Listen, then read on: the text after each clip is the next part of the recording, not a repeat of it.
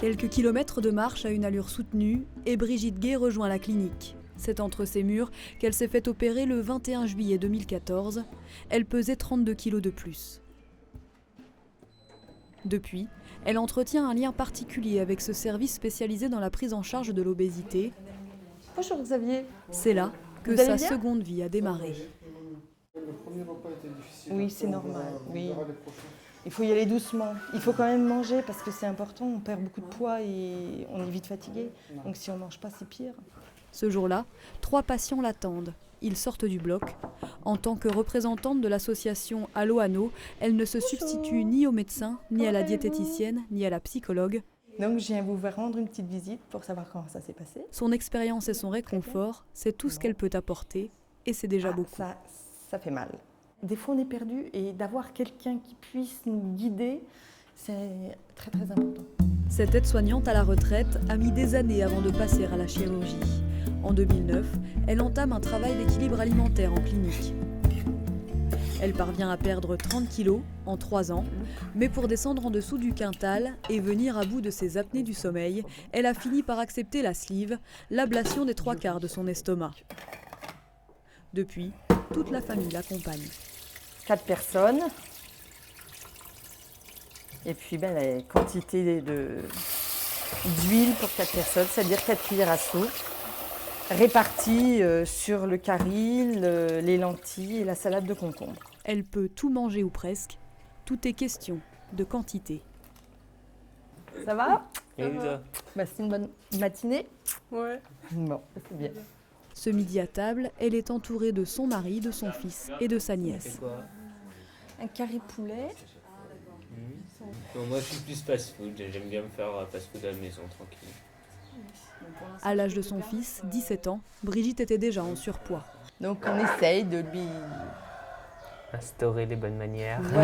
lui faire comprendre que... La faiblesse de Brigitte, c'était les sucreries, le sel aussi. Tu veux de la catine, maman? J'en prends un petit peu, bien sûr, j'ai droit. Jusqu'à atteindre les extrêmes, 140 kilos. J'ai été pesée par le médecin, mais j'étais fermée. Je ne voulais pas accepter ce genre de choses. Je n'étais pas prête. Mobilité altérée, hypertension, l'opération, c'est bien souvent une histoire de survie. À La Réunion, la chirurgie bariatrique est en pleine croissance dans les cliniques comme dans les hôpitaux. Rapportée au nombre d'habitants, l'obésité serait plus répandue dans l'île qu'aux États-Unis.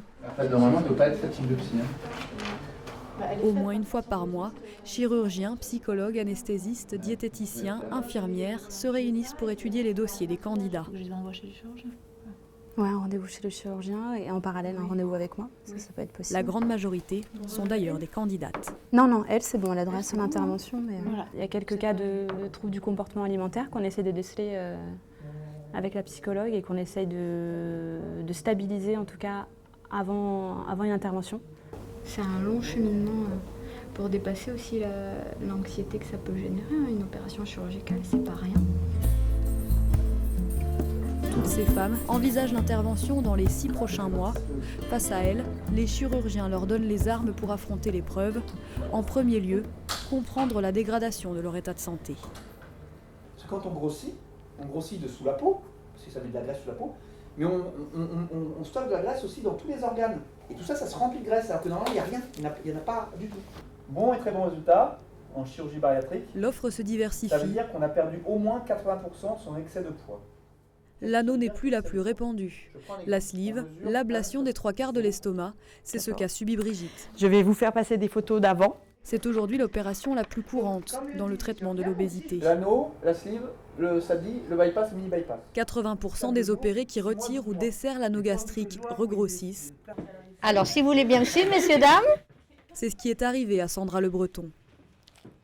Elle est aujourd'hui décidée à changer de méthode. J'ai une amie qui s'est fait opérer d'une sleeve, donc j'ai pris des renseignements avec elle et puis j'espère rencontrer des gens aussi qui ont déjà retiré l'anneau pour voir... Oui. Voilà. Nous, dans le cadre de l'association Allo Anneau, on a beaucoup de nos adhérentes qui effectivement ont eu, comme toi, à une certaine époque, l'anneau. Pour des raisons personnelles, ont décidé de l'enlever et elles se sont faites réopérer.